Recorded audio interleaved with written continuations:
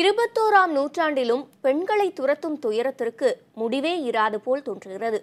வீட்டில் கழிப்பறை இல்லாத காரணத்தால் இயற்கை உபாதைக்காக ஊருக்கு வெளிப்புறம் சென்ற இளம்பெண் மிதமிஞ்சிய போதையில் இருந்த 2ஆம் ஆண்டு கல்லூரி மாணவனால் பாலியல் வன்கொடுமை செய்யப்பட்டு படுகொலை செய்யப்பட்ட கொடூர சம்பவம் அரங்கேறியுள்ளது.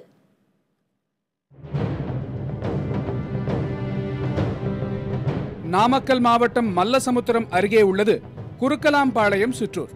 இங்கு வசித்து வந்த 24 வயதான இளம்பெண் கடந்த 2ஆம் தேதி ஞாயிற்றுக்கிழமை மாலை 5:30 மணி அளவில் தனது 3 வயது ஆண் குழந்தை தூங்கிக் கொண்டிருக்க இயற்கை உபாதையை கழிக்க தன் வீட்டின் பின்புறத்தில் இருக்கும் கற்பாறை பகுதியில் ஒதுங்கியிருக்கிறார்.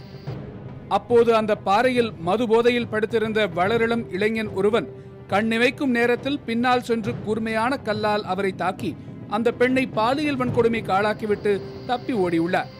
மயக்கமான நிலையில் அதிக அளவில் ரத்தம் வெளியேறியதால் அந்த பெண் நிகழ்விடத்திலேயே உயிரிழந்தார். வீட்டில் தூங்கிக் கொண்டிருந்த 3 வயது குழந்தை இருள் சூழ்ந்த வேளையில் தன் அம்மாவை தேடத் தொடங்கிய போதுதான் கிராம மக்களுக்கே இந்த சம்பவம் தெரிய வந்திருக்கிறது. டாய்லெட் போற பொண்ணு வந்து எடுத்து கொன்னுட்டானுங்க. இது என் தம்பி பொண்டாட்டியே தாங்க. அந்த பொண்ணுக்கு நியாயம் கிடைக்கணும். அடிச்சு கொண்டுட்டு 3 வயசு குழந்தைங்க. அந்த பொண்ணுக்கு நியாயம் கிடைக்கணும். எல்லாம் தண்ணி போட்டு வந்து கற்பழித்து கொண்டு விட்டாங்க. இப்படி ஒரு மக்களுக்கு ஏதோ ஒரு பாதுகாப்புமே இல்லை. நாங்களும் பல முறை ஸ்டேஷன்லேயோ எல்லா இடத்துலையும் மனு கொடுத்து பார்த்தோம். எந்த ஸ்டெப்பு எடுக்கிறதுக்கு எங்களுக்கு ஆள் இல்லை. எந்த அரசியல்வாதியுமோ எங்களுக்கு சப்போர்ட் பண்ணுற மாதிரி இல்லை. பாலியல் வன்கொடுமைக்கு ஆளாக்கப்பட்டு கொலை செய்யப்பட்டதை உறுதிப்படுத்தி இருக்கும் போலீசார் திருச்செங்கோடு டிஎஸ்பி ராஜு தலைமையில் தனிப்படை அமைத்து கொலையாளியை தேடினர்.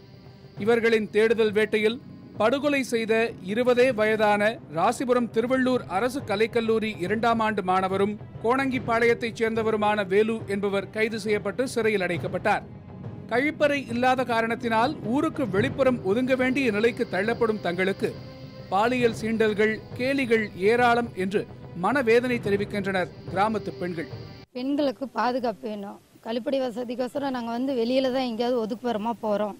அங்கே போனாலும் பயந்துக்கிட்டே போகிறதா இருக்குது. யாராவது இருப்பாங்களா, ஏதாவது பண்ணிடுவாங்களா அப்படின்னு ஒரு பயத்திலே போகிறோம். நைட்டில் தான் அப்படியே இருந்தாலும் போகணும்.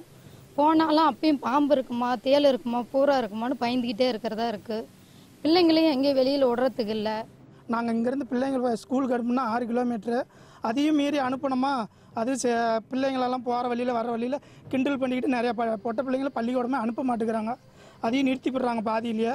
பெண்களுக்கு முன்னுரிமைங்கிறாங்க. எங்கள் ஊருக்கு ஒரு பஸ் வசதி விடணும்னா அதை விட மாட்டேங்கிறாங்க. கழிப்பறை இல்லாத காரணத்தினால் திறந்த வெளியை கழிப்பிடமாக பயன்படுத்த சென்ற இளம்பெண் பாலியல் வன்கொடுமைக்கு ஆளாக்கப்பட்டு கொடூரமாக படுகொலை செய்யப்பட்ட பிறகே மல்லசமுத்திரம் பேரூராட்சி விழித்துக் கொண்டுள்ளது. மேலும் புதிய தலைமுறையின் கள ஆய்வை கண்ட மல்லசமுத்திரம் பேரூராட்சி நிர்வாகம் தங்கள் மீது எந்த குறையும் வந்துவிடக்கூடாது என்பதாக தனிநபர் கழிப்பறை அமைக்க தலா 8000 ரூபாய் மானியம் வழங்கும் நடவடிக்கைகளை தற்போது துரிதப்படுத்தியிருக்கிறது. புதிய தலைமுறைக்காக திருச்செங்கோடு செய்தியாளர் விஜயகுமார்.